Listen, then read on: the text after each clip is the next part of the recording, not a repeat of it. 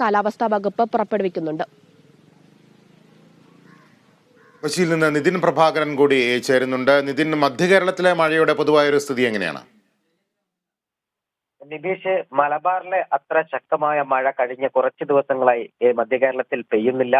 എങ്കിലും ഒറ്റപ്പെട്ട ചെറിയ മഴ ജില്ലയിൽ തുടരുന്നുണ്ട്. ഇന്നലെ പുലർച്ചെ അടക്കം സാമാന്യം ഭേദപ്പെട്ട മഴ ലഭിച്ചിരുന്നു. പക്ഷേ ആശങ്കപ്പെടേണ്ട സാഹചര്യങ്ങൾ ഒന്നും തന്നെയില്ല.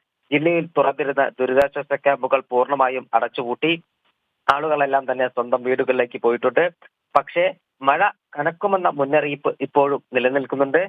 ശക്തമായ ഒറ്റപ്പെട്ട മഴയ്ക്ക് സാധ്യതയുണ്ടെന്നാണ് കാലാവസ്ഥാ നിരീക്ഷണ കേന്ദ്രത്തിന്റെ മുന്നറിയിപ്പ്. നിലവിലെ സാഹചര്യത്തിൽ ആശങ്കപ്പെടേണ്ട ഒരു സാഹചര്യം ഒന്നും തന്നെയില്ല. പെരിയാർ ക്രമാതീതമായി കരകവിഞ്ഞ് ഒഴുകുന്ന ഒരു സാഹചര്യമുണ്ടായിരുന്നു. പെരിയാറിന്റെ ഒഴുക്കിപ്പോൾ സാധാരണ നിലയിലായിട്ടുണ്ട്.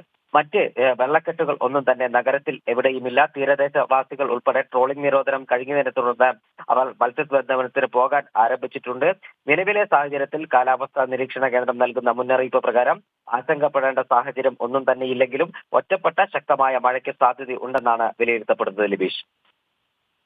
ശരി നിതിൻ. സൂര്യഗായത്രി, സംസ്ഥാനത്ത് മഴയുടെ ശക്തി കുറഞ്ഞിട്ടുണ്ടെങ്കിലും ജനങ്ങൾ